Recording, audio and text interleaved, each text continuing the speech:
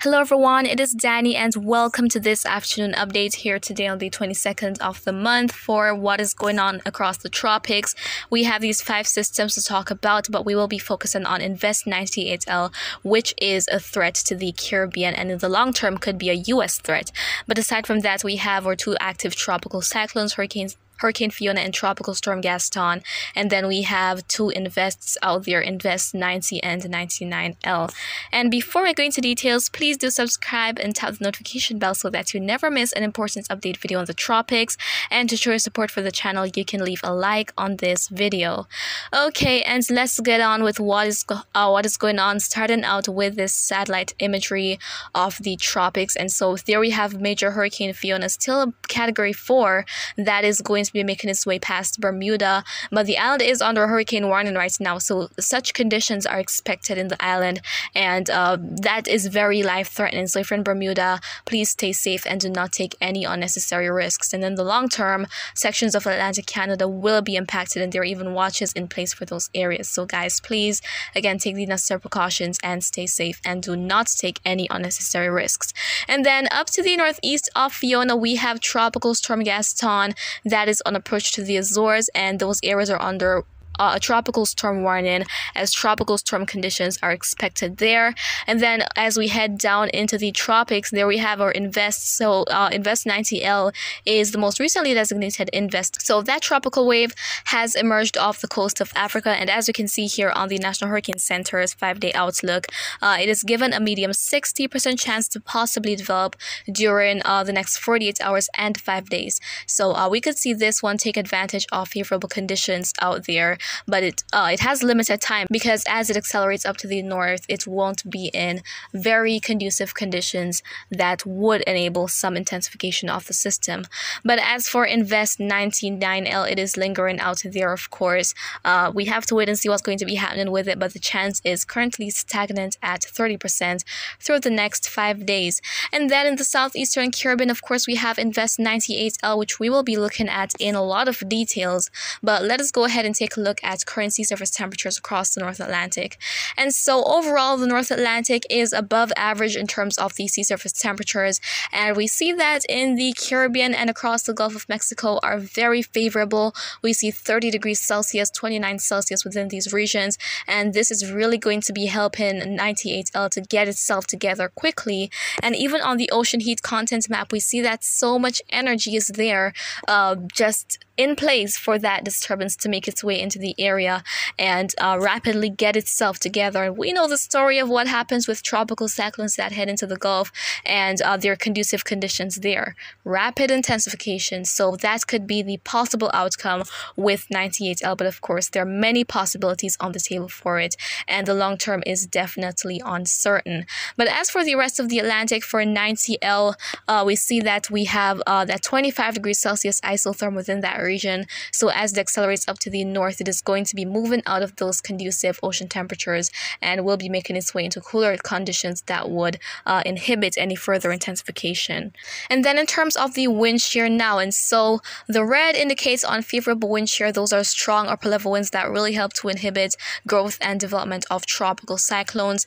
The yellow means that there is neutral shear out there, meanwhile the green means favorable, and that is what tropical cyclones need. And actually right now, in sections of the eastern Caribbean, the shear is kicked up by the outflow of Hurricane Fiona, and that is why Invest 98L was kind of struggling, but now it's starting to move into more conducive conditions and is starting to possess more shower and thunderstorm activity with it. And as I speak about that, let's take a look at the disturbance, and here we have it.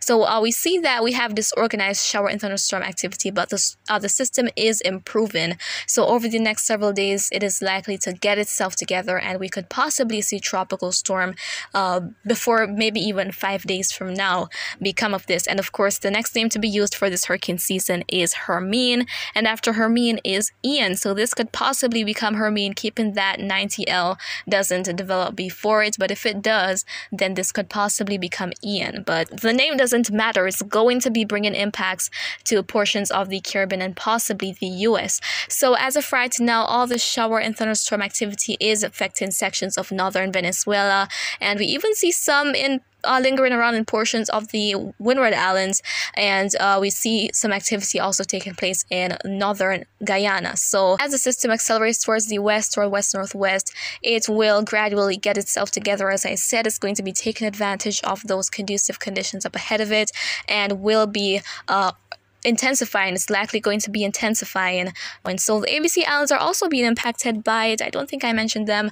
So you guys in the ABC Islands are likely experiencing maybe some inclement weather as a result of all of the activity associated with the disturbance. And so we want to go ahead and take a look at what the various models are expecting in terms of the potential intensity of this cyclone, of this brewing tropical cyclone here. And so first, we're going to be taking a look at what the Gfs model is expecting. And so GFS is expecting that this is going to be passing south of Jamaica. However, the model is showing it a bit closer to the island than the previous run. So we're seeing this gradual movement of the models taking this system a little bit more in the vicinity of Jamaica.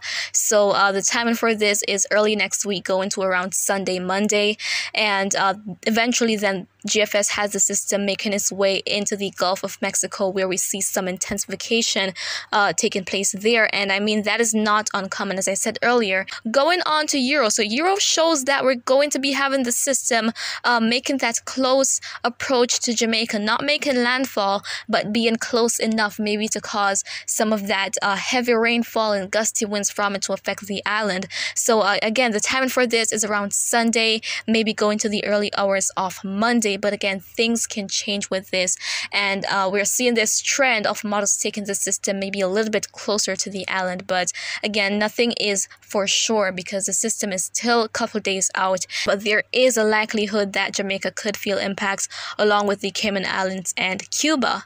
And then headed to Icon. Icon is another model that is showing a closer approach to Jamaica. There we have it. By Sunday, we see that Icon has a system making its way very close to the island and then making its way over the Cayman Islands and then headed towards Cuba while intensifying. So this is just very significant.